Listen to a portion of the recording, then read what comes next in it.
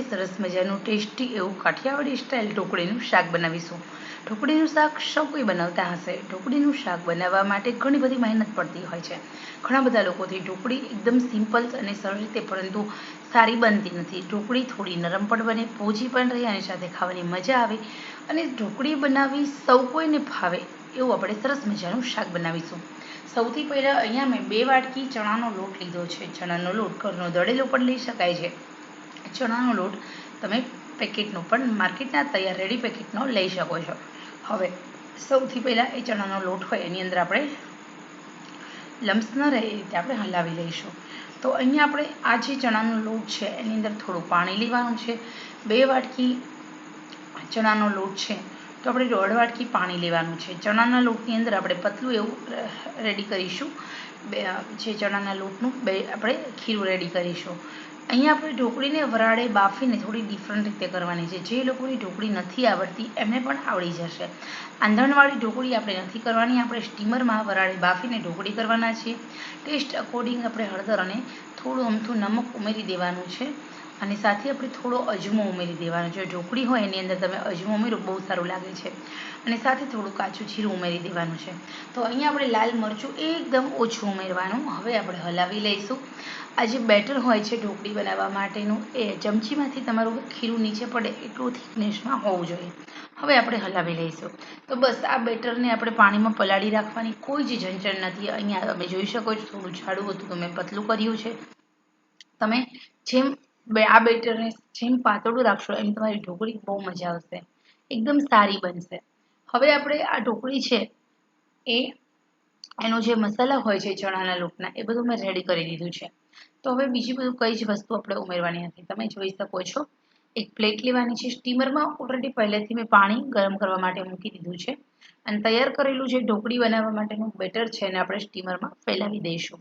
તો આ રીતે આપણે બધી જે બેટર હતું એક સ્ટીમરમાં એક ડીશ પ્લેટમાં આપણે ફેલાવી દીધું છે અને તમે જોઈ શકો છો હવે આપણે તૈયાર કરેલી જે આ ઢોકળીની પ્લેટ છે એની આપણે સ્ટીમરમાં સ્ટીમ થવા માટે મૂકી દઈશું. 2 જ મિનિટમાં તમે જોશો તો તમારી ઢોકળી બહુ સરસ મજાની બનીને રેડી થઈ ગઈ હશે. બીજી ત્રીજી કોઈ ઝંઝટ વગરની સિમ્પલ સરળ આ રેસીપી છે ઢોકળી બનાવવા માટેની. હવે લીડ કવર કરીશું. 3 થી 4 મિનિટમાં આપણે સરસ મજાની ઢોકળી બનીને રેડી થઈ જાય છે. તો અહીંયા આપણે જોઈએ તો આપણે 4 મિનિટ થઈ ગઈ છે. આપણે ઢોકળી બનીને રેડી થઈ ગઈ છે. એકદમ સરસ મજાની ફૂલાયેલી આપણી ઢોકળી બની છે. તો હવે અહીંયા ચપાતી ચેક કરીશું. ચપ્પા સાથે ચોટતી નથી તો આપણી ઢોકળી બની ગઈ છે. તો હવે આ સ્ટીમરની પ્લેટને થોડી આપણે ઠંડી થવા લઈ લઈએ. રિમૂવ કરીશું સ્ટીમરમાંથી, પ્લેટફોર્મ પર મૂકી દઈશું અને ઠંડી થશે એટલે ઢોકળી બનાવવા માટેના પહેલાં પીસીસ કરીશું. એ પછી આપણે આ ઢોકળીનો વઘાર કરીશું. તો હવે અહીંયા તમે જોઈ શકો છો એકદમ સરસ રીતે આપણી જે પ્લેટ હોય ઠંડી થયા પછી આપણે પીસીસ પાડવાના છે. નાના મોટા તમને ગમતા તમે ચોરસ અને ચોકોર શેપમાં પીસીસ પાડી શકો છો. તો હવે આ પ્લેટ છે એની અંદર મેં સરસ મજાના પીસીસ પાડ્યા છે. તમે જોઈ શકો છો તૈયાર કરેલી આપણી ઢોકળી છે એના પીસીસ બહુ સરસ પડે છે. તમે હવે જે આંધણમાં ઢોકળી કરશો તો વાસણ પણ બગડે છે અને ઝંઝટ પણ થાય છે. ઢોકળીના પ્રોપર પીસીસ પડતા નથી અને ઢોકળી છૂટી પડી જાય છે. તો એ ઝંઝટમાંથી તમે મુક્તિ મળી શકો. તો અહીંયા આપણી ઢોકળી તમે જોઈ શકો છો એકદમ સરસ મજાની બનીને રેડી છે. બીજું કે આ ઢોકળી છે ને ખાવામાં બહુ મજા આવે છે, કાચી રહેતી નથી. તો આ ઢોકળી છે ને તમે સાદી વઘારી અને તેલ સાથે ખાઈ શકો છો. તો હવે અહીંયા સબ્જી બનાવવા માટે 2 ચમચી તેલ લીધું છે. 2 ચમચી તેલનો આપણે વઘાર કરીશું. હવે આપણે શાક ઢોકળીનું છે પ્રોપર કાઠિયાવાડી સ્ટાઇલ કેવી રીતે બનાવવાનું છે એવી રીતે આપણે અહીંયા જોઈએ. તો સૌથી પહેલાં 2 ચમચી તેલ ગરમ થાય એ પછી જ આપણે વઘારનું સ્ટાર્ટ કરીશું. તો આ ઢોકળીનું શાક બનાવવાની રેસીપી બહુ સરસ છે. તમે મને કોમેન્ટ્સમાં જણાવજો કે ખરેખર આ ઢોકળી છે તે બનાવવાની રીત તમને કેવી લાગી છે.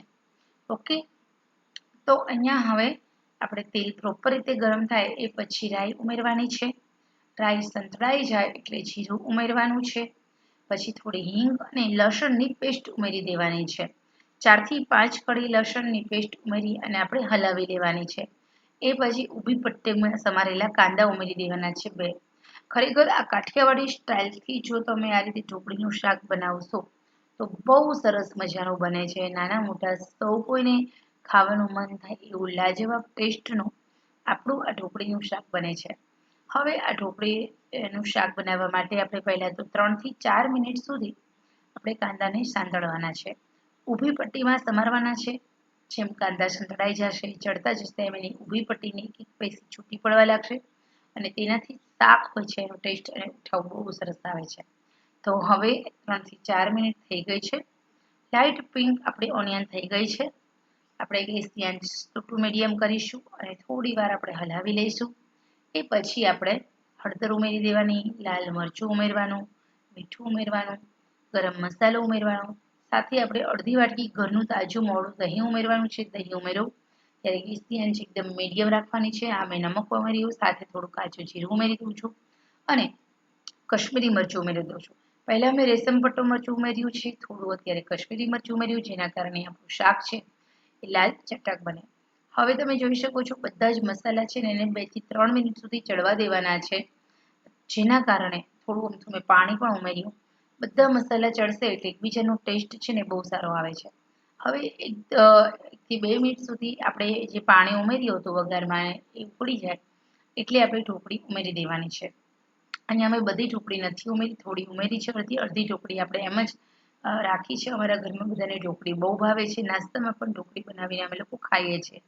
તો હવે અહીંયા તમે જોઈ શકો છો 2 થી 3 મિનિટ થાય ત્યાં સુધી આપણે આ ઢોકળીને ચડવા દેવાની છે. તમે જો 3 મિનિટ ટોટલ થઈ તો પણ ઢોકળી છૂટી પડી નથી. તો આવી રીતે તમે ખરેખર ઢોકળીનું શાક બનાવો. નાના મોટા સૌ કોઈને ભાવશે. આ શાક બાજરાના રોટલા, ભાખરી, પરાઠા અને રોટી સાથે આરામથી ખાઈ શકો છો.